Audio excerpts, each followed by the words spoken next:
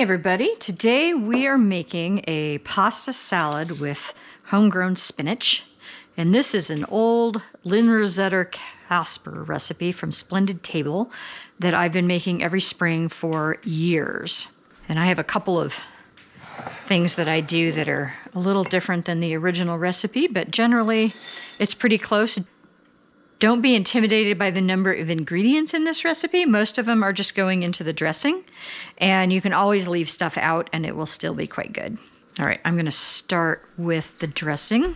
And this recipe calls for 8 ounces of pasta. I happen to be using a gluten-free pasta today, but any pasta will work. I like the curly Q kind, something that's got some texture because it holds a lot of that dressing, which is a good thing. And the gluten-free pastas used to be terrible, and they've gotten a lot better. This one is made with corn and rice. I find the ones that have corn in them have a much better texture and are a lot more similar to regular pasta. So give gluten-free pastas a try if you find that gluten tends to make you achy, or if you have other issues with it. I tend to, as I get older, I find that the more gluten I eat, the more achy my joints are, and so I try to do gluten-free when I can, although I'm not super retentive about it. All right, so let's see. We need 1/4 cup of good olive oil. And I mentioned this in other videos, but I like California Olive Ranch for a good quality olive oil for eating. If I'm cooking, I tend to buy inexpensive stuff from Trader Joe's or from Whole Foods or Cost Plus World Market. All of those guys have quarts of olive oil that are pretty good quality for cooking for not a lot of money. They tend to run $7 or $8 for a quart. And so I stock up on those when I'm in a town that has them. But for raw salad eating, I like a better quality, and this is a good brand. All right, so 1/4 cup olive oil, a tablespoon plus a teaspoon. She calls for white balsamic. I just don't. I'm sure it was to keep the pasta looking good. I've had white balsamic on occasion, but it's not something I normally have in my pantry. I just use regular balsamic because I'm not gonna go buy white balsamic for this. So a tablespoon plus a teaspoon. And this balsamic, this is a Trader Joe's, and it is 100%, you need to look at labels, so 100% wine vinegar, concentrated from grape must, and then a little bit of caramel color. Some balsamics are really, really fake, and then you can also, for a really authentic quality Italian balsamic, you can pay, $20 or $30 for 4 ounces. So it can get super expensive, probably even more than that. But I find that this is a decent quality balsamic. It's one of my favorite vinegars that kind of is that in between super expensive and not very good quality. So this is great for my use. That's another thing I tend to stock up on whenever I'm in the big city and have access to that. All right, 2 teaspoons finely chopped garlic. I'm just gonna throw these through my zester or my rasp grater. And 2 teaspoons, I'm gonna go with, I've got 2 cloves here. One of these is probably enough. Because I'm putting it through a rasp grater, it's gonna be really strong. The smaller the pieces, the stronger the flavor. And this has got just a little bit of bruising on it, so I'm not really worried about it, but I'll sliver that off.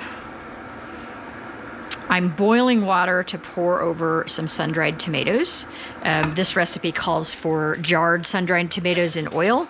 I never have those on hand, but I dry tomatoes every year from my garden. And so I'm just gonna pour some hot water over some sun-dried tomatoes to soften them up. And I'm gonna use those in the recipe instead of the jarred sun-dried tomatoes that she calls for.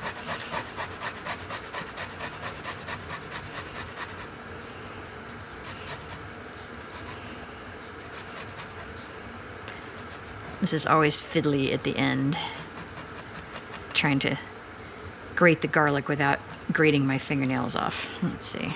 Yeah, I'm gonna do both. That doesn't look like 2 teaspoons.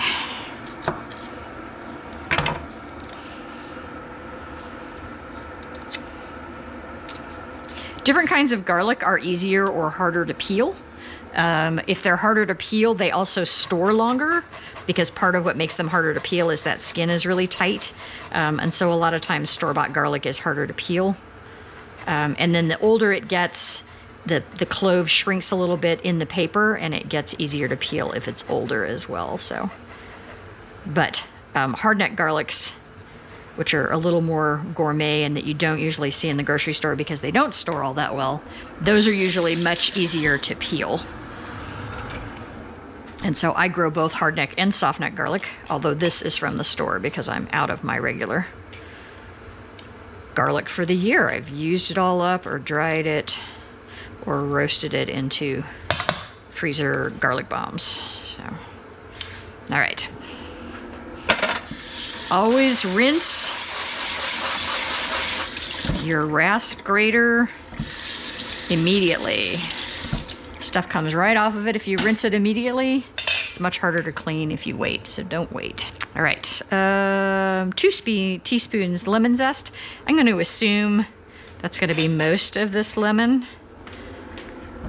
And this is just a conventional store-bought lemon, which means it's been waxed to help it stay fresh. And who knows how many hands have been on this while it's been transported from California or Florida or wherever it came from. I like to give them a little bit of a soapy wash off. That soap isn't gonna hurt anything because the rind is pretty thick, but it's a way of just cleaning off whatever might be on there. This is honestly the best tool for making lemon zest or any kind of zest on the planet. I just don't know how I lived as long as I did without a rasp grater. They're really great. And I'm not going to weigh this out or measure it. I'm just going to assume that a couple tablespoons or a couple teaspoons is going to be about the equivalent of a lemon. So I'm just going to do the whole thing here. Lemon zest adds a real brightness to fresh foods like this that you cannot duplicate in any other way. It is well worth going to the trouble, even though it's a hassle, to do fresh lemon zest. Lemon juice does not taste the same. I always put lemon zest in things like muffins too, because it's just adds an amazing amount of flavor.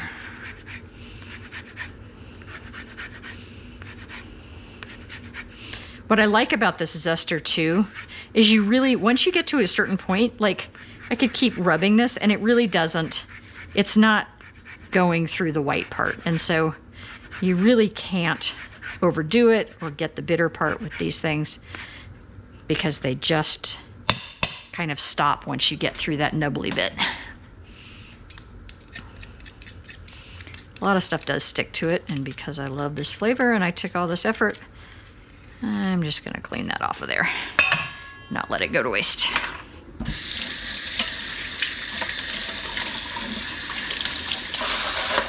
I should probably put a little soap on that since it did have some garlic on it. We don't want the next thing I'm making tasting like garlic.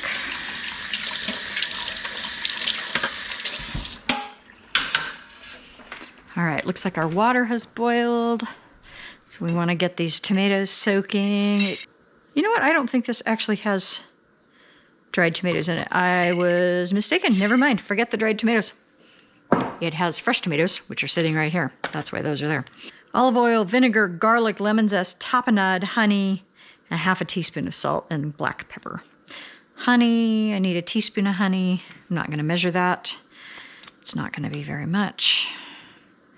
This is local honey. I have a couple of beehives on my farm that I don't manage. They belong to a friend of mine and he manages them, which is awesome because I am a terrible beekeeper. because in order to keep bees, you really need to get in there and check on them and make sure they're doing all right and find the queen and all this other drama. And I'm terrible about doing that. And so by the time I get in there and check, usually something's gone sideways and they're not doing well. So I love having the honey and the pollination where I don't have to actually take care of the bees. We're going to boil our pasta. Sounds like our water is boiling. This has some salt in it. You always want to salt your pasta water in order to get a little bit of flavor in your pasta. It really tastes flat if you don't put some salt in the water. I don't put oil in the water. I don't think it's necessary. A lot of people will do that in an attempt to keep it from boiling over. I can boil over a pot with a cup of olive oil in it. It doesn't seem to make a whole lot of difference for me. So I just don't bother with the oil. And you always want to stir your pasta when you first put it in the water so that things don't stick together. And we're going to bring that back to a boil, and I'll stir it again in a minute here. Assuming 8 minutes is about what we need. All right, so salt and pepper. Is it kosher? Oh, it is kosher. Okay.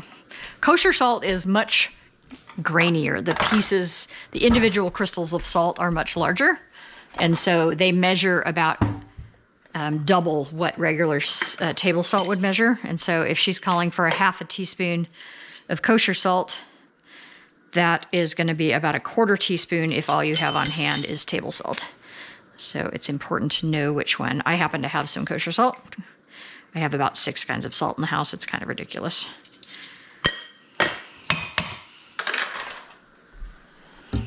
And then Diamond Crystal kosher salt versus Morton's kosher salt.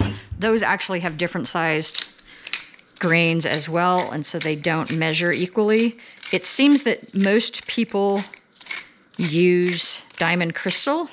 Certainly most chefs use Diamond Crystal, and so I tend to assume that that's what the recipe is using if it doesn't specify. It's not going to be way different, but they are different.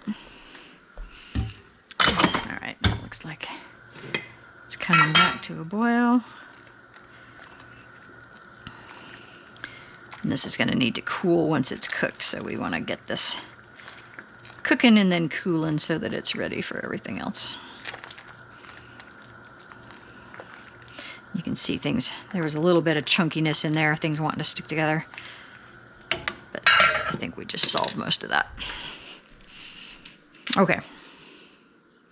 The other thing this calls for is some tapenade. And tapenade is olives, capers, traditionally olives, capers, garlic, and anchovies. And if you've seen some of my other videos, I talk a little bit about using anchovies. Anchovies, if they're used correctly, do not taste fishy. They just taste, they give a bunch of umami to the dish that you're making. I normally keep a couple of jars of olive tapenade on hand when I see it in big box stores like Trader Joe's. And I happen to be out. And so I had some olives, so I just Googled a recipe and made it myself because I had that stuff on hand. But honestly, this is not the end of the world if you left this out. It's very strongly flavored. It's lovely on pizza. But it's not something you have to keep on hand. If you don't have it, just leave it out. It's just adding a little bit of richness and umami to this recipe. But if you see it in the store, buy a jar and try it. It's really quite lovely. Okay, so I need a small red onion cut lengthwise into very thin slices. So what I'm going to do here, this is called a mandolin, and it is basically a great way to slice things very fine. It's also a very good way to cut your finger off. They are very, very sharp, and so you really want to. You can see there, can you see that? So you can adjust how thick or thin stuff is. That looks pretty good. I've owned a couple different varieties of these. This one comes out of Japan. I'll leave a link to it in the description below. I hear you, don't boil over. There's always a problem with pasta. Like if you leave the lid off, it takes forever to come back to a boil, and if you put the lid on, it boils over. I caught that not too far behind, so we're okay. All right, so I'm going to assume this is about the equivalent of a small onion. I'm not going to measure it. She calls for 4 ounces.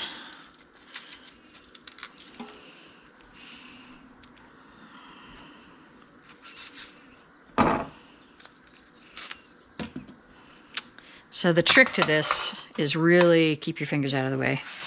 You want to do a couple slices, see where you're at. I could probably do even thinner there.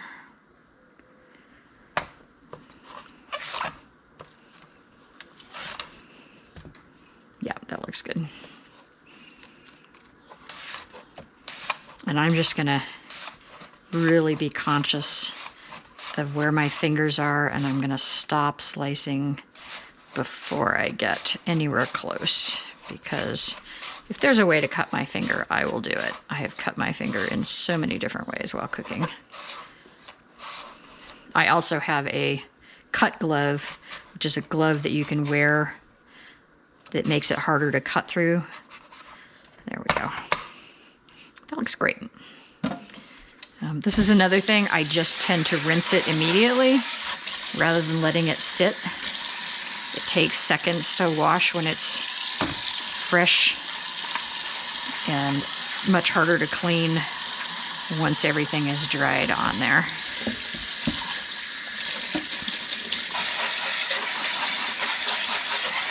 I also store this blade side down when I put it in the drawers, just so I don't accidentally reach in there for something else and cut the crap out of my fingers. So I'm just gonna give those a quick half cut there. And she's dumping these directly into this dressing, and that acidity from the vinegar is gonna help mitigate some of that sharpness of the onion. There are different ways that you can help mitigate that. Vinegar is one. Just rinsing under cold water also works. And so you cut raw onions and then you rinse them under cold water, and it will remove a lot of that really sharp bite that raw onions have. I'm not a big fan of raw onions fresh. So anything that mitigates that bite makes me happy. Not so much because I don't mind the flavor. The flavor's fine, but they tend to back up on me. I kind of burp them for 3 or 4 hours if I eat raw onions. For that reason, I have literally never eaten a raw onion on a hamburger. I'm not a fan, even though I love onions. So this has got about a minute left.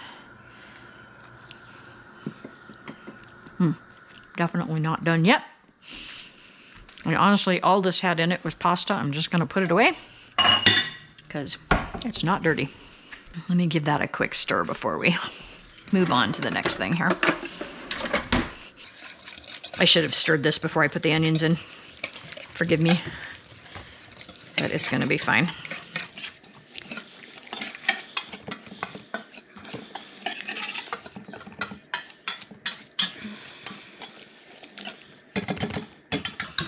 Okay. The whole purpose for this recipe, for me, is to use fresh spinach that I have every spring. And so I tend to only make this in the spring when I have fresh spinach from the garden. And this is about 8 ounces of spinach. I harvested the last of my spinach last night. It was starting to bolt and go to seed.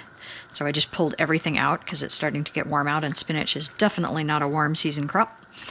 And anything that was big or tattered or looking kind of a little bit sad, I just blanched and froze it. Okay, I could use 1 more minute. And then the small stuff, the tender stuff, I set aside for salads and specifically for this recipe. Artichoke hearts. So this calls for a can of artichoke hearts drained and chopped. You could use pickled artichoke hearts if you wanted to. Those would also be fine. It would just add a little bit of extra acid to the recipe. Wow, that's surprisingly hard to get off there. Okay.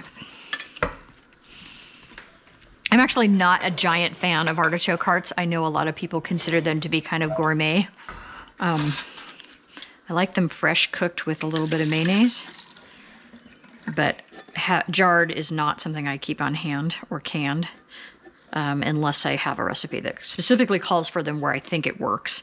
In this case, I think it works. There's a flavor profile here that really goes with all the brininess of the olives. But you could also just leave them out if you're not a big fan of artichoke hearts, or you could use jarred pickled artichoke hearts. Everything is adaptable to your tastes. Don't ever look at a recipe and think, I can't make that. I don't have X, or I don't like Y. If you like everything else that's in it, or if you're trying to use something up, now it's better, that you have on hand, and it doesn't quite fit, you can adapt and make it work. Okay.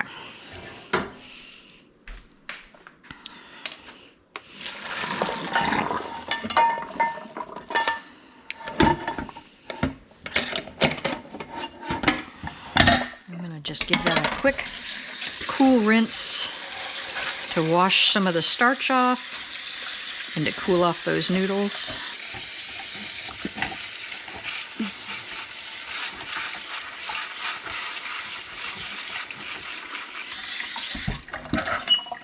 Get back in there. No escape. All right, so that's ready. I'm gonna just dice these up. They're gonna be kind of messy.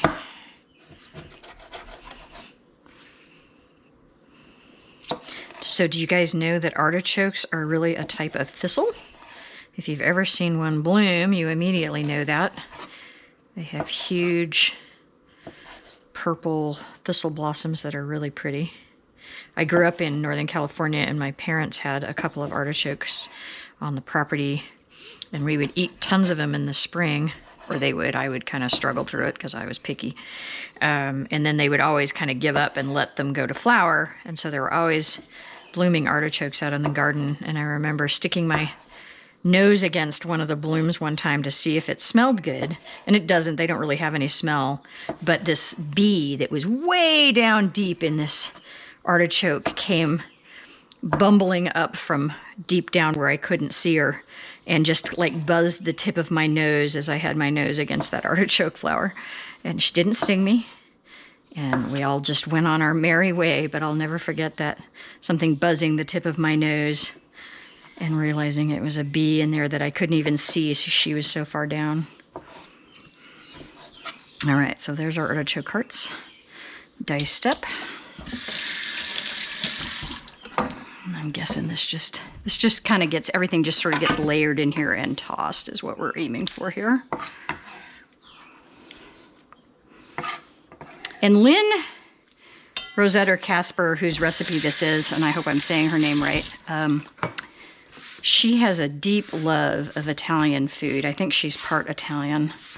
And so a lot of her recipes are Italian based, and I believe she used to own a restaurant, and so I've always thought that this recipe probably came from when she had a restaurant, and it was probably like a deli style salad. Grape tomatoes, olives. How many grape tomatoes do I need? Okay, this calls for 8 ounces of grape tomatoes. This is about 10 ounces, and so I might leave a few out. And honestly, I'm just gonna slice these in half and call it good. Have you seen that trick where you take a plate and put it over the top of a pile of cherry tomatoes like this, and then run your knife between the plate and the cutting board, and it kind of holds them down and cuts everything in half at once? It's kind of a good trick. It actually does work. But in this case, I'm just gonna slice them in half long ways, and we're not quite to tomato season yet. We're still in spinach season. We're not to cherry tomato season, so these are actually store-bought. I don't buy a lot of tomatoes at the store. I eat tomatoes like crazy for about 4 months when they're in season, and then I can and preserve a ton of them. And the rest of the time, I just don't buy them. However, if you do need to buy store-bought tomatoes, the little cherry or grape tomatoes tend to be much better flavored than the bigger ones, which kind of taste like cardboard. But I made an exception for this recipe because I was buying artichoke hearts and other things already. So this calls for half a cup of Kalamata olives. Honestly, this is probably about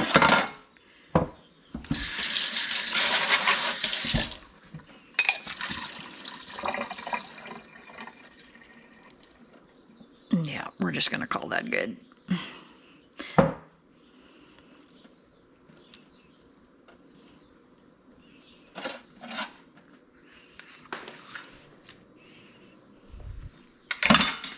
Took me years, literally years, to learn to like olives. I really wasn't an olive person, and I still really hate black olives, the kind that you get on like a pizza. I will pick those off and not eat them. I think they're just gross. So not a black olive fan, but I've learned to like Kalamata olives. I've learned to like green olives. So this calls for 4 ounces of feta. This is a 8-ounce chunk that I've taken a little bit off of, but not much. So I'm just going to cut that in half and use that other half. I really like brined feta. If you can find feta in brine, it is much better than feta that hasn't been brined. Although I love all feta and I will eat all feta.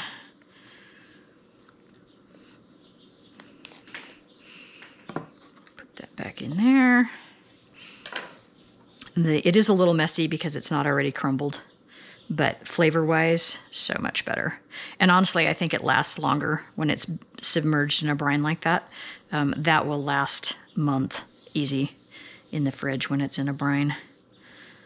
So I really, if I can, every time I see brine feta, I buy it, if instead of regular crumbled. But it seems to come and go. Like sometimes they have it consistently for weeks and then I won't see it again for a month. So kind of at the mercy of what my store gets. They have a pretty good cheese selection, but it's wildly variable in terms of what they have. And so you fall in love with something and then they don't have it again for a while.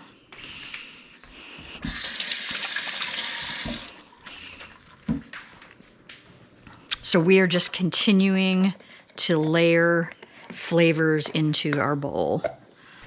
All right.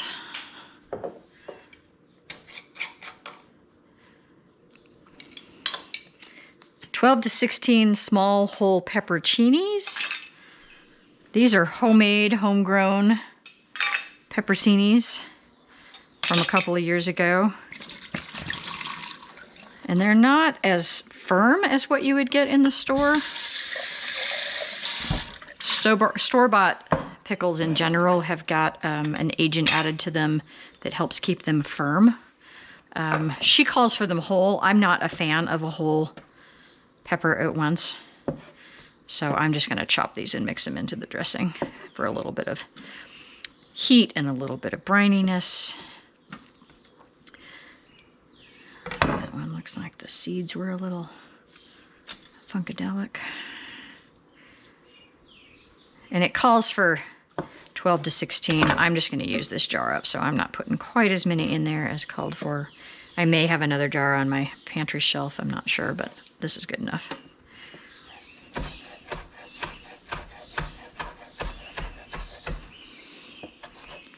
Again, lots of briny flavors in this. You know, you've got that tapenade, so olives, but that also has anchovy and capers. You've got the saltiness from the feta. You've got the saltiness from the olives. You've got the acidity from the peppers. Telling you this, guys, this salad has so many layers of flavor. It's really, really good. Oregano. I need to go get some fresh oregano. Let's do that.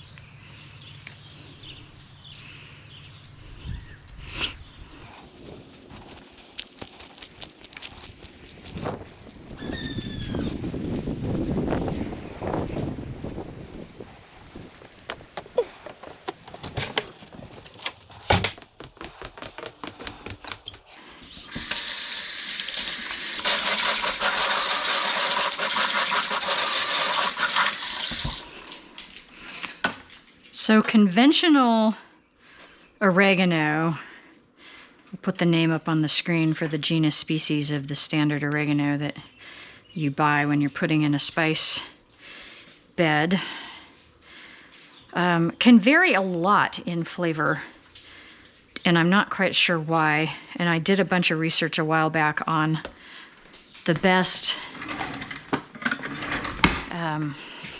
flavored oregano, because I wasn't thrilled with the one I had, which was reseeding all over my yard. So I have a ton of it, even though I'm not loving it. And their suggestion was a variety it's actually a hybrid. See, I've never used this before. I'm trying it out. Yeah. I think that's more fiddly than it's worth. I think your fingers work just fine. The one they recommended, I'll put it up on the screen, was a hybrid that was a cross between oregano and marjoram. And marjoram is like oregano's slightly sweeter, more floral cousin. And so I mail ordered one. You can't grow it from seed because it's a hybrid and it's hard to get from seed. And I've been keeping a plant alive ever since. They're not winter hardy, and so I have to bring it in and treat it like a house plant in the wintertime. And so that was the first plant that I picked here, was some of that. But the plant's kind of coming out of winter. It's not in great shape, and it's trying to go to seed, trying to flower. And then the second one I picked is actually some of that original, one of those Italian originals, the hybrid, and then it reseeded, because you can see it's going to seed here. It reseeded, and this is what came up. And so I doubt that it's the same as what I started with, because I know the original was a hybrid. But I figured it can't hurt to just let it go. And so so I've got a couple of different, and then I've got a different oregano out in the main garden as well.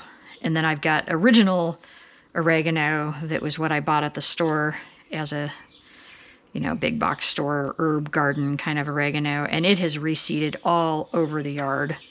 And so I have a bunch of that out there that's wild, and I occasionally will use that as well. But the flavor is not as good on that, honestly. It's just not. So we need a tablespoon of fresh oregano here. I'm just going to eyeball this. And again, these little tiny stems, they're going to be fine. We don't need to pick every single leaf off here. As long as it's tender, it's going to work. Herbs chop better if you can kind of bunch them up, especially for that first pass. And you saw how I did that there. It can be really fiddly to try to chop fresh herb leaves when they're kind of all over the place. And part of why having a wood or a slightly softer plastic cutting board, this is a great example of where that is an advantage versus something that's really hard, because this knife actually cuts into the board a little bit, and it means that it goes all the way through that leaf that's thin and kind of hard to chop, versus if I had a harder cutting board, it would probably just bruise it and not cut all the way through it. So, kitchen tools. Sometimes good cutting boards can make a difference. That's a lot of oregano, but we're just going to throw it in there. That was probably more than a tablespoon. It'll be good. Okay, have I missed anything? Let's see if I got everything in there. Oh, walnuts. 1/3 cup toasted walnuts.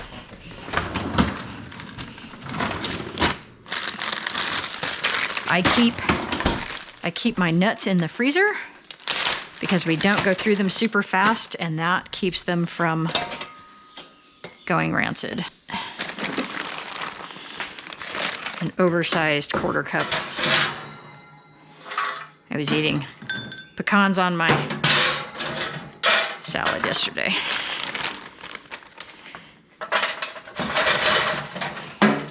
And again, my favorite trick for toasting nuts is right there. Don't skip the walnuts on this. You could use a different net if you wanted to, if you didn't want to use walnuts. But there's something about that texture that really helps pull this whole thing together. It is well worth putting them on. All right, I'm gonna toss this with the dressing and the pasta, and then we're gonna add the spinach last.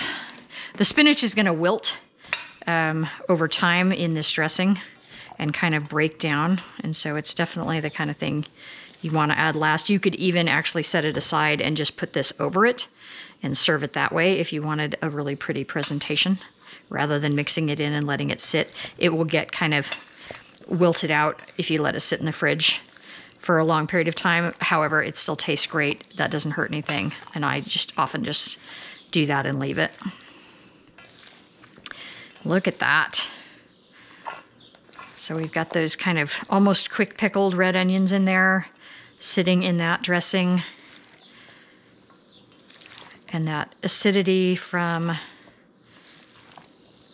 the balsamic, that lemon zest, which is just gonna wake everything up.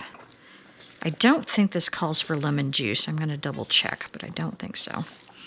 And that saltiness from the feta is gonna go so well with the tomatoes. It's gonna be awesome. And like most things, letting this sit for a little bit before you eat it is really gonna help everything marry and come together. Nope, that's it, all right.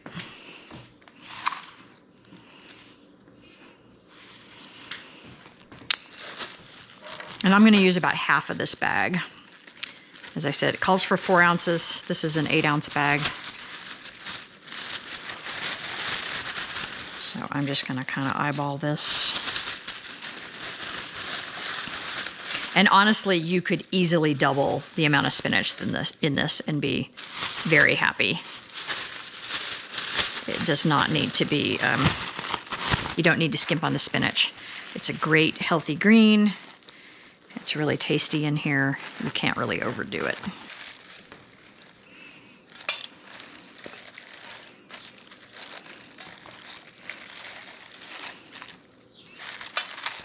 Not the easiest thing to stir at the beginning when the spinach is kind of fluffy. So I grew 3 different kinds of spinach this year. I grew Space, which is an old variety that you can't get seed for anymore. I grew Avon, which is a newer variety that I think replaced Space when they stopped making it. I still had some seeds from both of those. And then I grew an heirloom variety from Baker Creek. I'll put the name on the screen. I can't remember it right now. And last year, somebody gave me some of that heirloom Baker Creek variety, and I thought for sure, because they gave it to me kind of late in the planting season, it had been in a pot for a long time, and I was like, there's no way this isn't gonna just bolt immediately, and it didn't. And I got a very nice spinach harvest out of it, and it's known for its large leaves.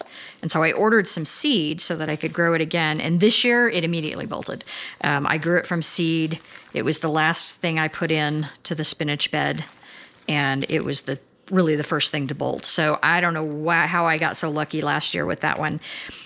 It's a lovely spinach. It does have big leaves, and they're very, very thin and tender. You can see the difference here. This is one of the either Avon or spinach, and they call that Savoyed when it's kind of wrinkly like that. It's a little thicker leaf. This is super thin, so very, very tender.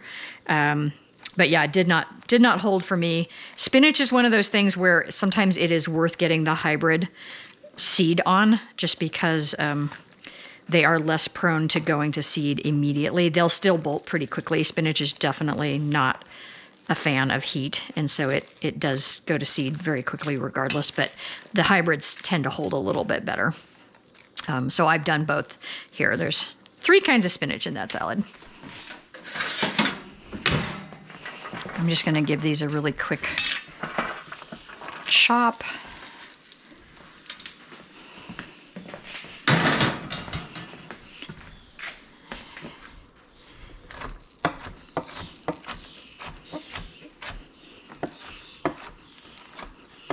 Kind of aiming for the bigger chunks. That's all that's needed there. And so again, if you were taking this to a potluck, if you wanted a really pretty presentation, I would save out a little bit of the feta a little bit of the chopped nuts, a few whole pepperoncinis, just to put on the top as a decorative touch. But in my case, we're just gonna hoover this into our mouths, so I'm not worried about it looking pretty for a crowd. I'm just wanting to eat it. And you can see the spinach is already wilting down. It's a little bit like the massaged kale salad I posted earlier, in that the dressing kind of wilts down the greens, and that will wilt considerably more over time. But for now, it's looking pretty good. There you go. So, spinach pasta salad with olives, feta, artichoke hearts, lots of good, yummy things. This is a great thing to take for lunch. It's also awesome as a potluck, or just as a side with maybe a grilled chicken or a piece of grilled fish for dinner. Enjoy.